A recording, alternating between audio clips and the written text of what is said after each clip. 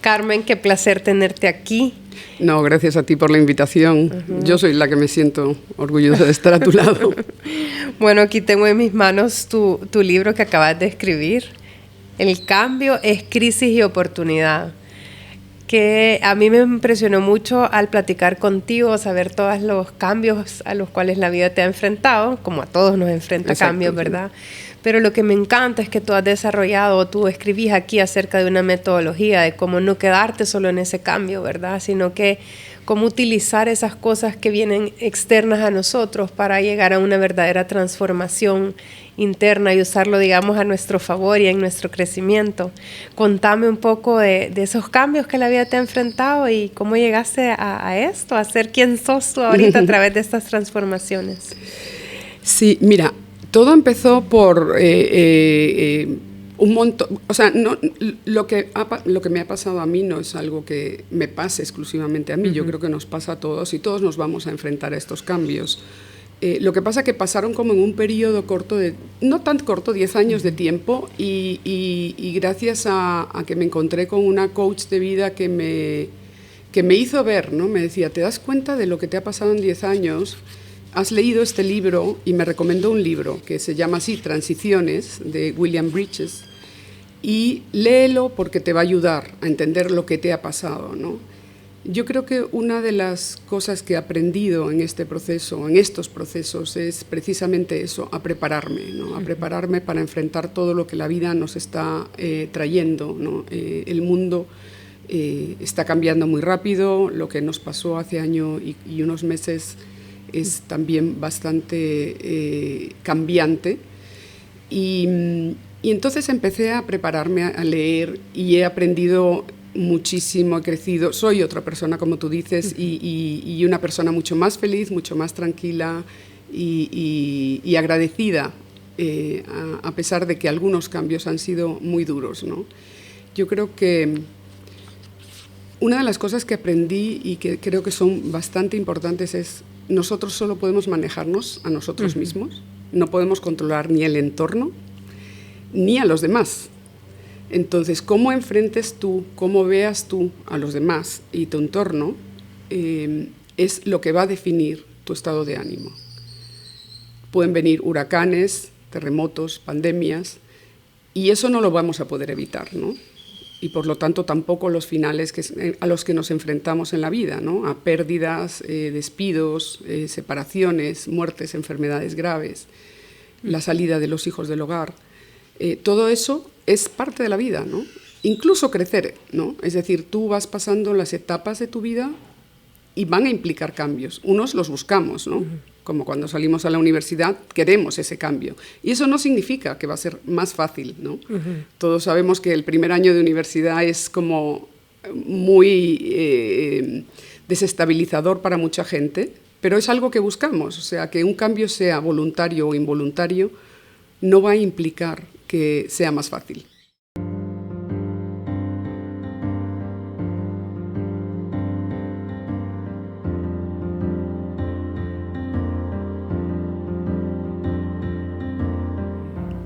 Y tú has tenido muchos cambios muy fuertes, según hablas en tu libro, has enfrentado la enfermedad del cáncer en tu propia persona, en la de tus padres, en la de tu hermana, has también sobrellevado la enfermedad de tu madre, Alzheimer, que es una enfermedad muy dura, o sea, que por mucho tiempo, es verdad, lo que tú estás diciendo que no controlamos. Has enfrentado una separación, la parte de tus hijos, o sea, un despido. Un despido también. Todas estas cosas, o sea, que a mí lo que me encanta es que son cosas que tú has experimentado, o sea, no estás escribiendo de algo que como que es una teoría, sino que verdaderamente tú lo has pasado. ¿Cuáles son Carmen, esas herramientas que mientras estabas en esos momentos tan difíciles, porque es difícil esos cambios.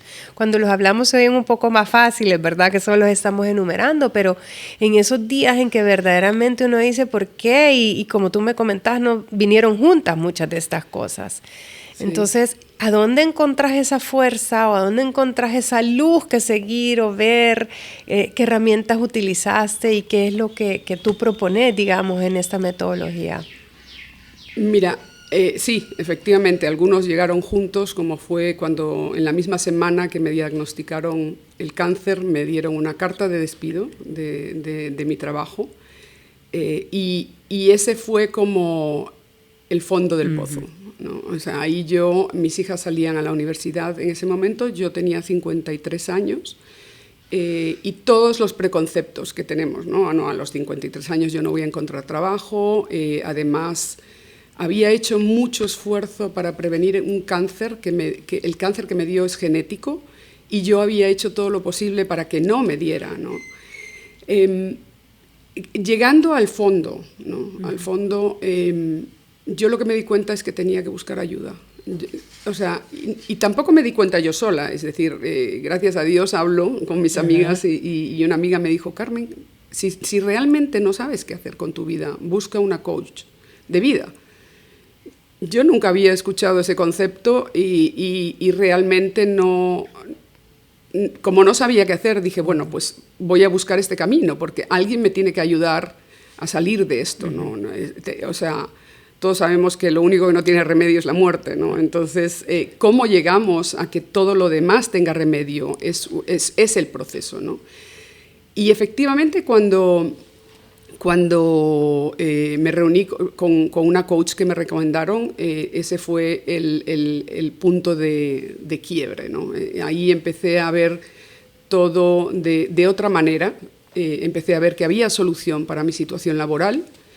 Hice una pausa como de 6 o 7 meses para seguir adelante porque tenía que hacer la quimio y ahí yo sabía que mi energía tenía que estar concentrada en mi curación y empecé a dar pasos, ¿no? Y descubrí el mundo del coaching, empecé a leer, me preparé mucho y hay una cosa que no lo digo yo, lo dice Tony Robbins, que es un gran coach, que las historias de los demás, las vidas de los demás, nos sirven como reflejo o como advertencia.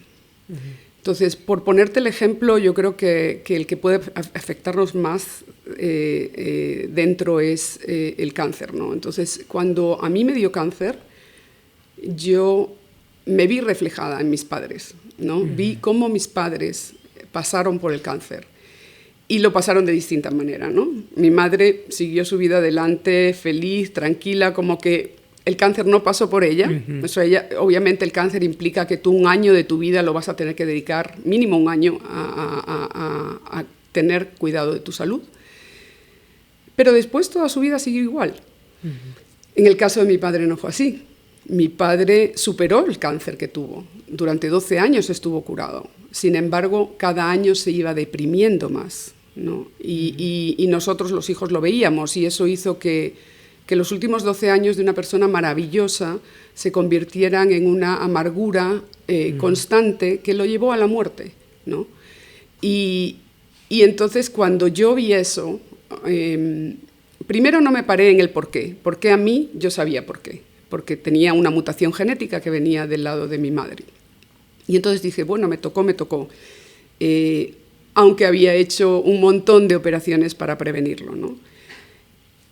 Pero sí dije, no quiero vivir mi vida como la vivió mi padre. O sea, lo que sea que dure mi vida. Yo no sé cuánto, nadie sabemos cuánto va a durar nuestra vida, pero lo que sí tomé la decisión de no voy a estar amargada, ni por mi entorno, por mis hijos fundamentalmente, ni por mí misma, ¿no?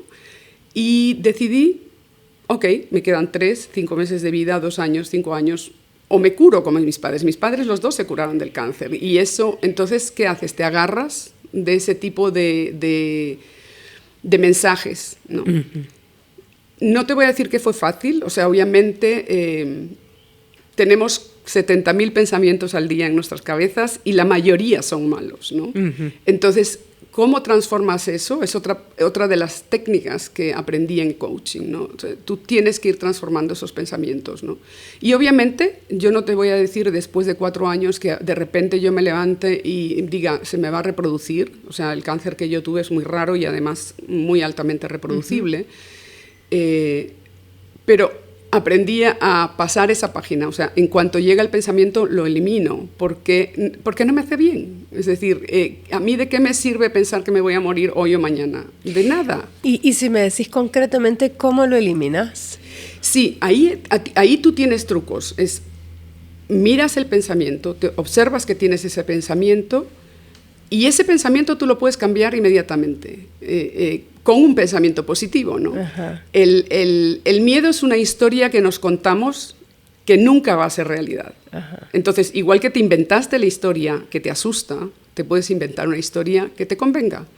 Y eso yo lo hago todos los días, ¿no?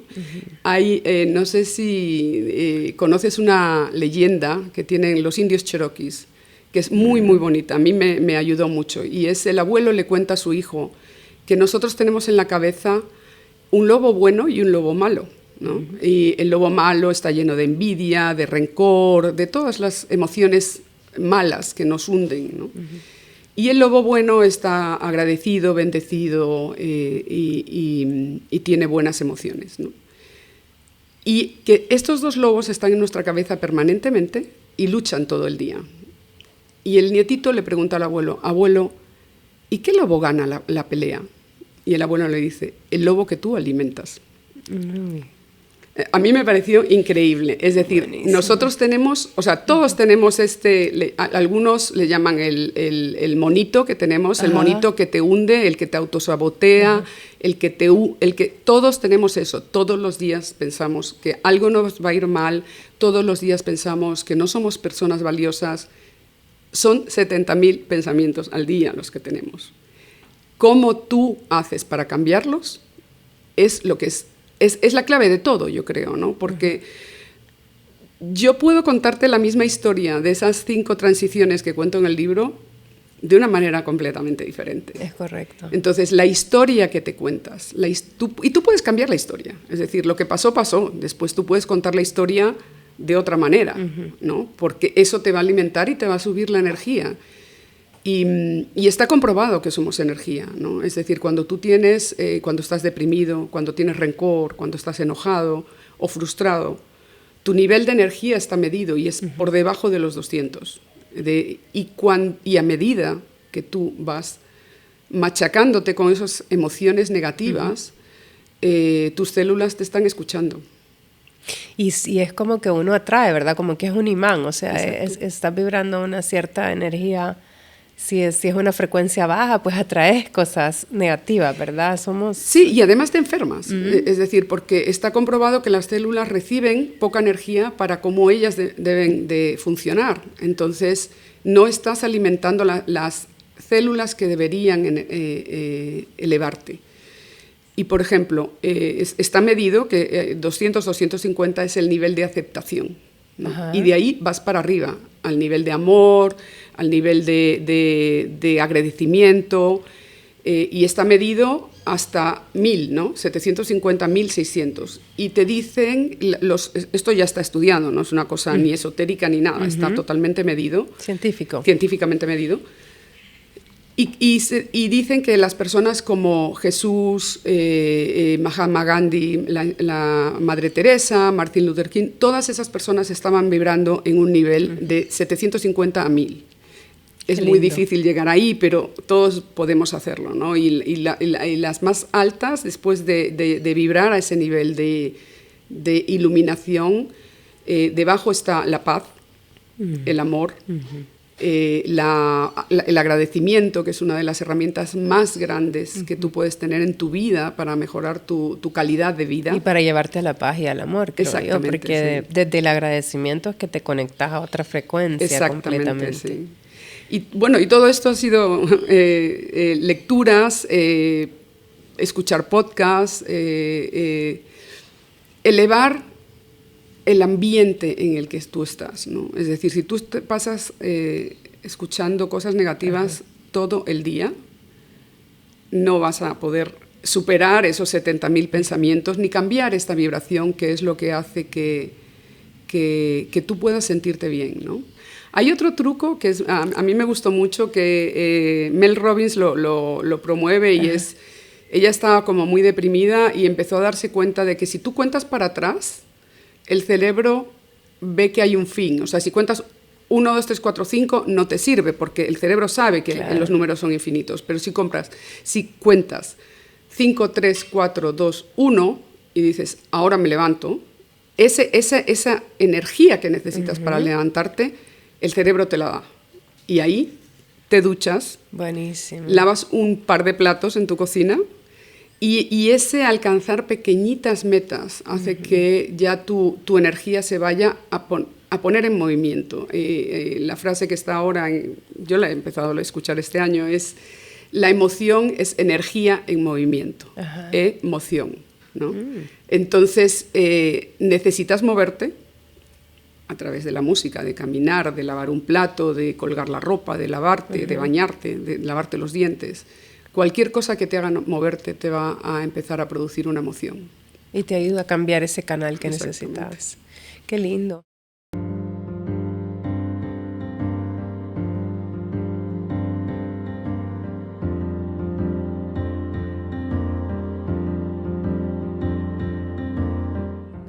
Y, ¿sabes? A mí me impresiona también un montón lo que tú me estás diciendo de eso de contar para atrás, ¿verdad? O sea, que son pequeñas técnicas que es como hackear el cerebro, ¿verdad? Estamos como programados a ciertas cosas, y a lo largo de la vida, y estos cambios lo que te hacen es como venir a hacerle al programa como una sacudida, ¿verdad? Interna, y es que te tenés que reprogramar, y ahí es donde tú tal vez puedes ver a través de pasar cambios tan fuertes, puedes ver como esa oportunidad de, bueno, es mi oportunidad de o acentuar más este programa antiguo, o de verdad trascenderlo y reprogramarme de una manera más positiva, ¿verdad? Sí, son cosas muy sencillas, digamos, pero si tenemos el hábito de la queja, por ejemplo, que es algo...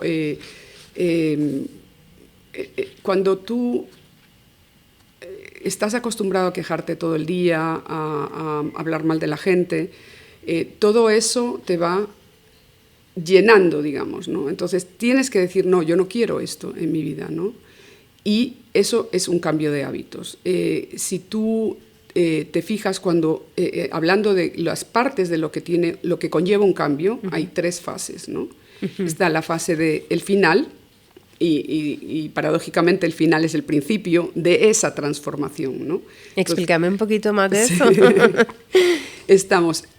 Hay 3 fases: el final, la zona neutra y el comienzo, cuando ya te recreas, ¿verdad? Dentro del final hay varios estadios, ¿no?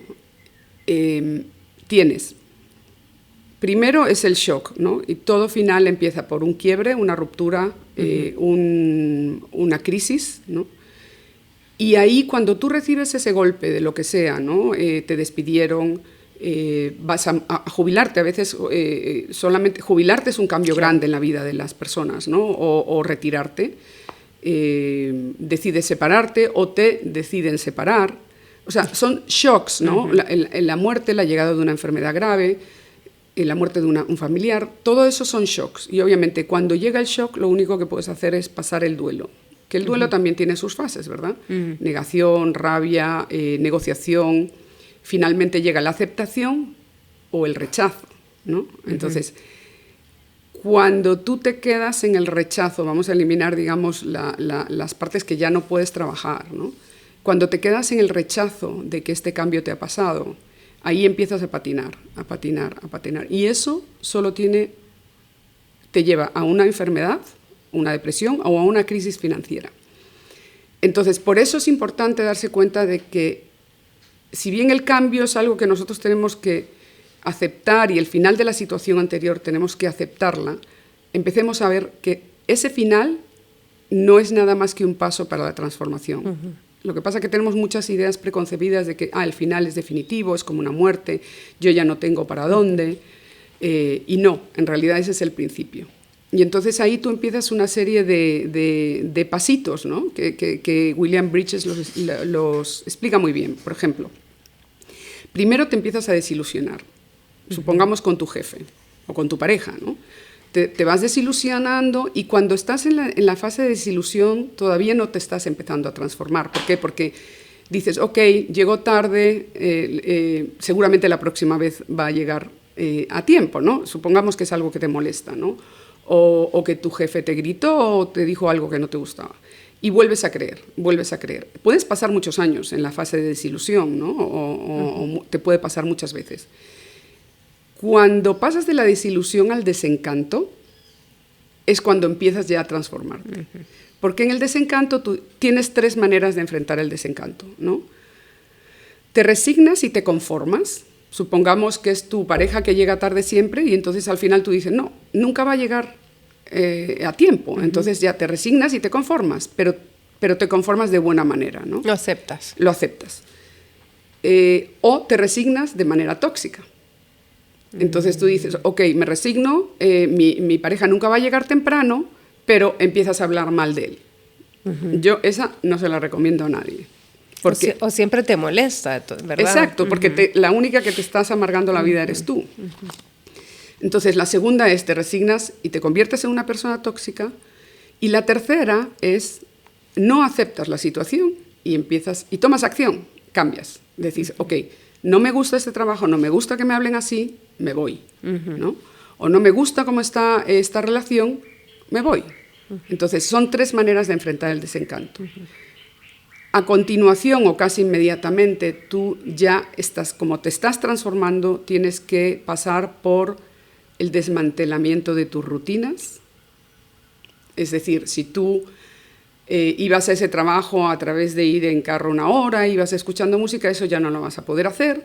Si tú tenías tu pareja y desayunabas todos los días con él, sabes que tienes que cambiar esa rutina de desayuno porque si no te va a llevar al otro lugar todo el tiempo, ¿no? Entonces empiezas a cambiar tus rutinas, tus maneras de pensar, tus costumbres, tus creencias, ¿no?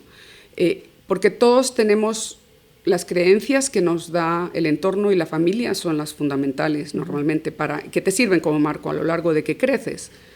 Pero todas esas creencias las puedes cambiar. Y solamente necesitas... la creencia es como una mesa, ¿no? Y una mesa se sostiene con solo 3 patas, ¿no? Entonces, si tú quieres cambiar una creencia, empiezas a decir, cambias una pata, cambias la otra y cambias la otra. ¿Cómo cambias la otra? Con nuevas ideas, ¿no? Entonces, por ejemplo, supongamos que en tu familia el divorcio es algo que no se habla, que no se permite, que no se acepta, pero a ti no te ha quedado más remedio que aceptar esa situación, que es una de las más duras que puedes enfrentar. Una separación es una de las más duras que te puedes enfrentar en la vida.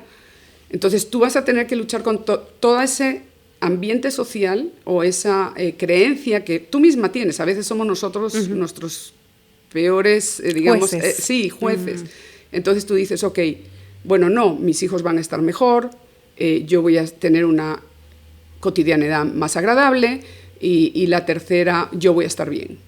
Y te vas contando esas 3 patas, te las vas contando hasta que por fin cambias la creencia de que el divorcio es algo malo. Porque el divorcio en sí no es algo malo, depende de cómo esté el entorno y cómo estés tú, ¿no? Sobre todo si hay una situación tóxica. Claro.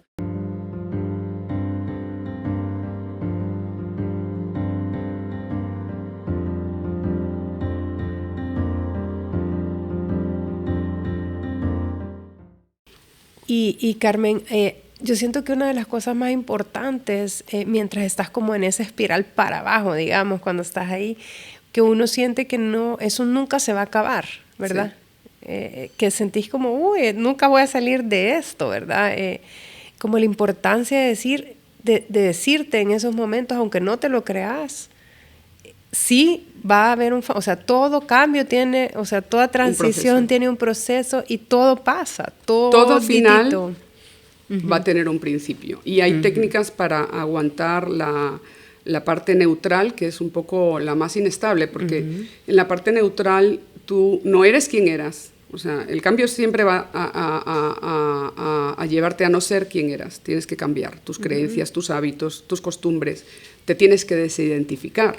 Ajá. De borrar para volverte a borrar. Sí, la desidentificación yo creo que es lo más complicado, porque tienes que dejar de ser la persona que eras, ¿no? Es decir, si eres una persona casada, tienes que cambiar ese chip para una persona separada. Y pasarlo de la cabeza al sentimiento, creo yo, y a la acción. Sí, tu nueva identidad ya no va a ser estar casada, ya no va a ser estar empleada si te han despedido, ya no va a ser estar empleado si te has retirado. Y yo tengo, por ejemplo, y eso lo cuento en el libro, un amigo que él mismo se decidió pre-retirar, ¿no? Porque su esposa ya estaba retirada, querían vivir la vida, y sin embargo pasó un año patinando, porque decía, no me salía decirle a mis amigos, estoy retirado, porque tenía 60 años, ¿no? Entonces, y eso fue una decisión voluntaria, ¿no? Entonces, o sea, te llegue o tú lo decidas no significa que va a ser fácil. Tienes que pasar todo ese proceso, desidentificarte, desapegarte. Ok, yo ya no voy a estar en esta casa, voy a estar en otra. Todos esos cambios llevan a una desorientación. Y la desorientación no tiene remedio, la vas a tener que pasar. Es decir, tienes que saber que vas a estar ahí buscando cuál es tu nuevo rol en la vida, tu nueva identidad en la vida. Los trucos para estar en esa fase neutra, ¿no? Lo primero es reflexionar, ponerte a pensar, ¿por qué me está pasando esto? ¿Qué me está indicando esto? Normalmente llegas a... Si tú has tenido que tomar la decisión es porque has estado en situaciones de mucho dolor. Y el dolor te va a llevar a progresar. Entonces, no veamos el miedo y el dolor como algo malo, sino que te está dando una señal, ¿no? Obviamente no esperes a estar muy enferma o muy deprimida. O sea, cuando ya... Normalmente uno lo siente dentro, ¿verdad? La intuición es uno de nuestros cerebros más inteligentes, ¿no? O sea, a veces dices, yo no tengo que estar aquí, yo no tengo que estar aquí, me tengo que mover, no me gusta este trabajo. Empieza a escucharte, ¿no? Y hay también, es un dicho que a mí me gusta mucho y es, el dolor más reflexión es igual a progreso.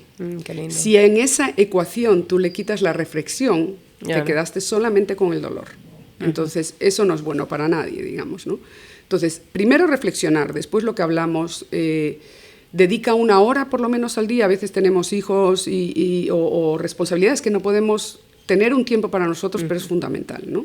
Entonces, reserva, aunque sea decir, bueno, niños, yo de 7 a 8 voy a estar encerrada en mi cuarto y en ese momento o voy a pasear, o voy a escuchar música, pero tienes que tener tiempo para ti, porque si no, todo lo que te empieza a pasar es demasiado fuerte, todos estos pensamientos, como para que tú estés sana, ¿no? Y todo te pasa. Y todo te pasa, en sí. En cambio, ahora tú lo decidís. Exacto. Y entonces ahí tú dices, bueno, el otro truco es empezar a escribir, ¿no? Escribe, si son sentimientos muy fuertes o emociones muy fuertes, escríbelas, porque eso te va a ayudar a sacarlas de lo que se llama el cerebro reptil, y lo vas a pasar al cerebro frontal, ¿no? Entonces, ese reconocer esa emoción,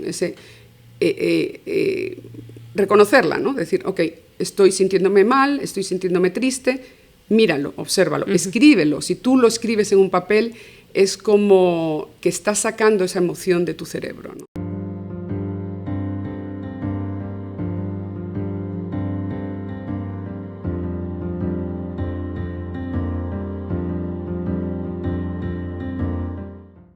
Sabes que hay algo que ahorita que tú estás diciendo de escribir, que es una técnica que a mí me ha funcionado un montón en diferentes momentos, no solo en los malos, digamos, o en los difíciles, porque no son malos, como acabamos de hablar, ¿verdad? Es que muchas veces es preguntarme, aunque no tenga la respuesta, o sea, es simplemente hacerme la pregunta. Es enfrentarme a hacer la pregunta como correcta a mí misma, ¿verdad? Exacto. Y inesperadamente en los momentos en que no me viene la respuesta, ¿verdad? Pero el hecho de buscar en nosotros esa parte, digamos, de sabiduría interna que tenemos y que mi respuesta va a ser única, ¿verdad? Para mí, pero el preguntarnos cómo, para qué, quién seré, ¿verdad? Todas estas cosas. Sí, yo creo que las preguntas son fundamentales, ¿no? Es decir, a veces nosotros decimos, voy a poner un ejemplo simple, ¿no?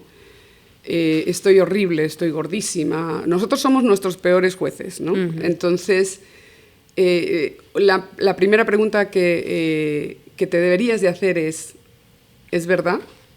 ¿Es verdad? Entonces tú contestas, sí, es verdad. Byron Katie incluso ha hecho una aplicación en la que tú te vas preguntando, ¿es verdad que estoy gordísima? ¿Es verdad que estoy horrible? ¿No? Y te lo vuelves a preguntar, ¿no? 2 o 3 veces. Y ya, si al final tú sigues diciéndote que sí, que no sirves para nada, que estás gordísima, que no sé qué, ella te dice, bueno, si tú fueras una amiga, ¿qué te dirías? Porque somos muy crueles con nosotras mismas, ¿no? Y eso es lo que no nos merecemos. ¿Y qué le dirías a una amiga que te dice estoy muy deprimida, todo me va mal? Tú la consuelas, le dices no, ya verás que te va a ir bien. Entonces dítelo a ti misma, ¿no? Toma distancia de la situación en la que estás. Hay 2 ejercicios, ¿no?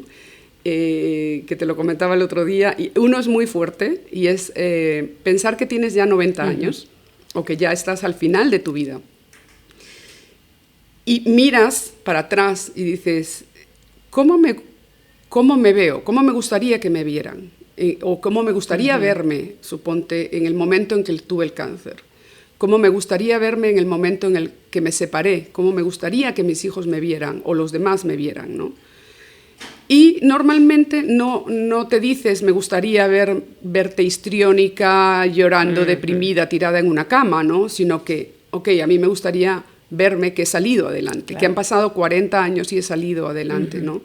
Y para eso el ejercicio más fácil es, sepárate de este momento, mírate desde lejos y escribe, ¿cómo le llamarías a este capítulo de tu vida? ¿No?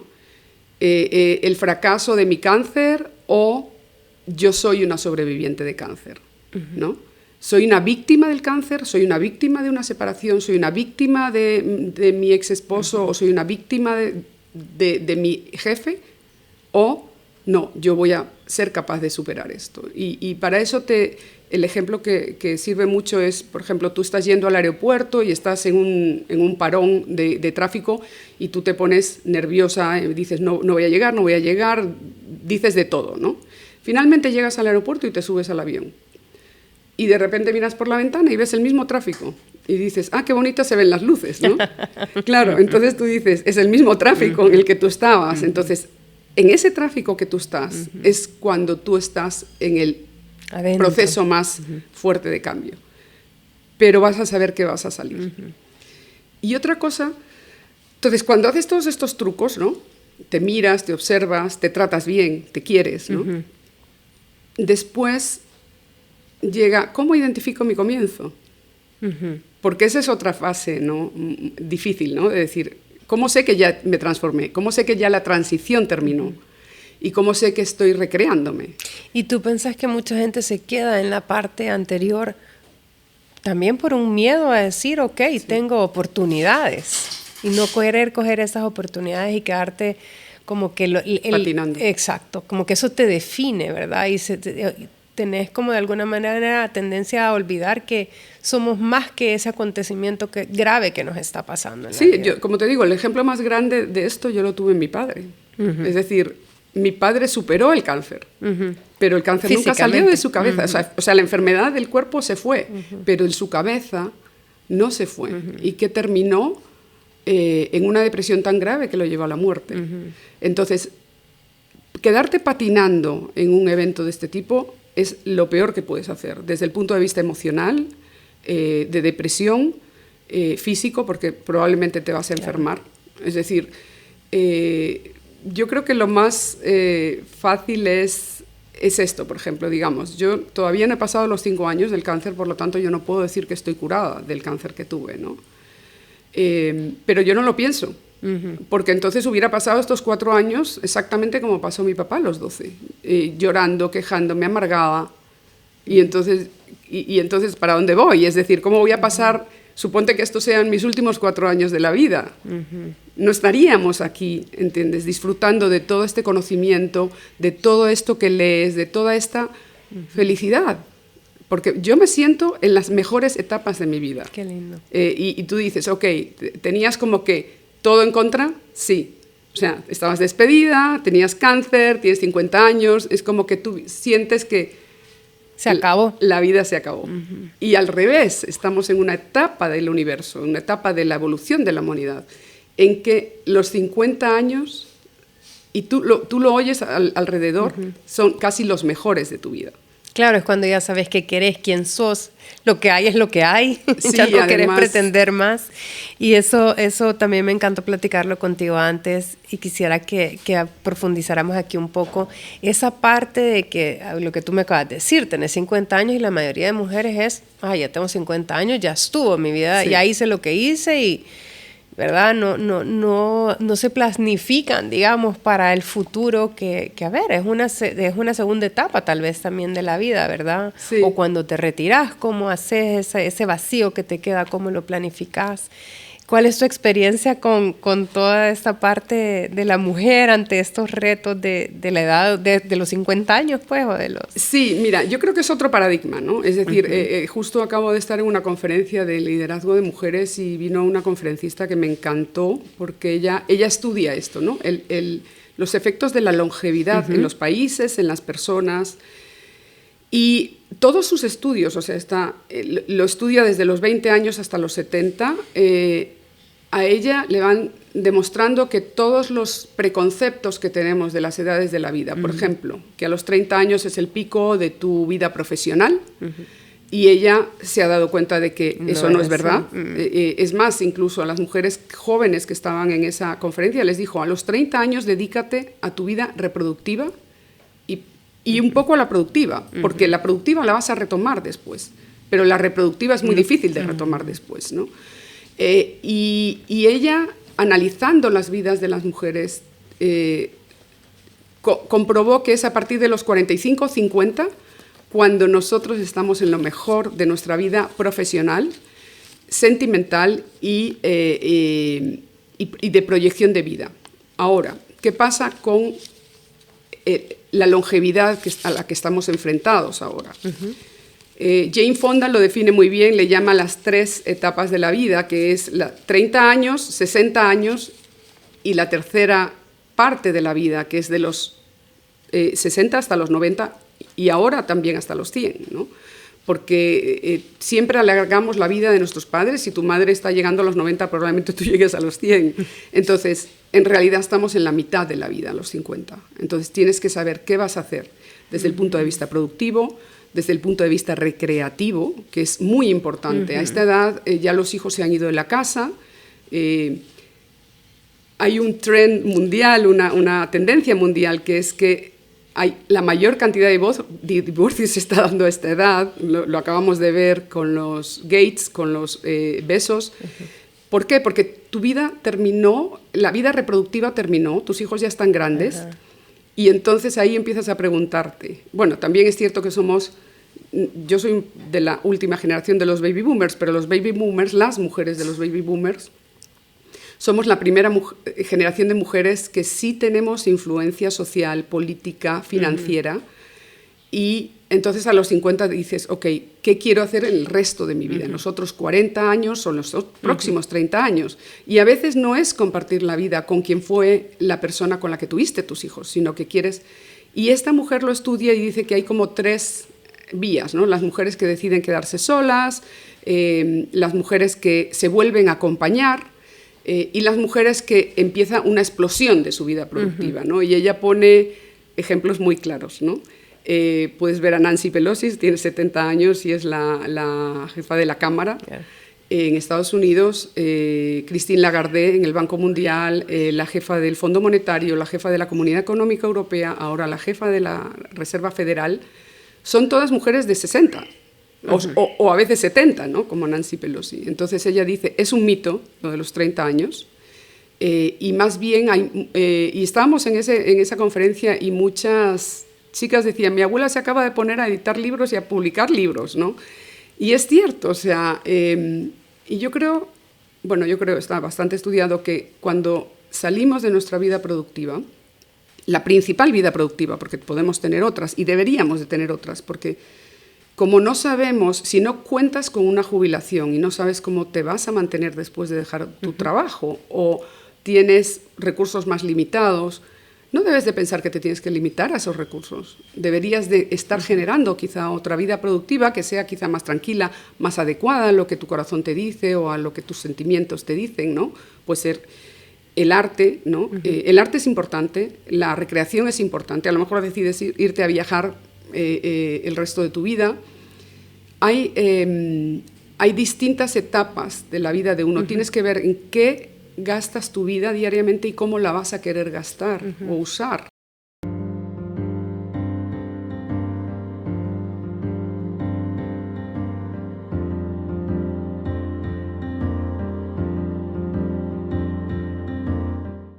Y mi última pregunta sería, ¿qué le dijeras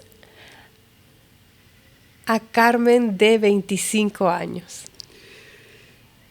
Mira, ojalá supiera a los 25 años lo que sé ahora, ¿no? Porque yo creo que distanciarte de lo que te pasa en el momento es muy importante y sin embargo todo te lo tomas tan a pecho, ¿no? Y eso te lleva a un montón de dolor.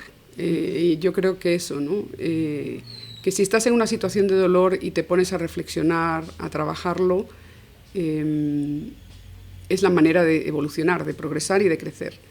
Yo creo que eso, y una frase que siempre mi madre me decía y nos decía a nosotros, y yo se la digo siempre a mis hijos, que la peor gestión es la que no se hace.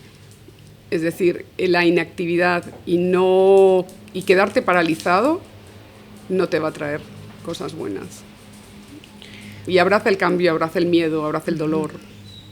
Eso sí me gustaría habérmelo dicho. Bueno, muchas gracias por compartirlo con nosotros aquí hoy. No, gracias a ti por esta invitación y por darme esta oportunidad de compartir todo tanto este proceso. Conocimiento, sí, increíble. Así gracias. Que esperamos que les sirva a muchísimas mujeres. Eso espero también. Y que podamos escuchar y tener esos oídos abiertos y que le caiga a cada quien en la semita a donde pueda germinar, ¿verdad? Así que muchísimas gracias nuevamente por estar aquí con nosotros. Gracias a ti, Lula.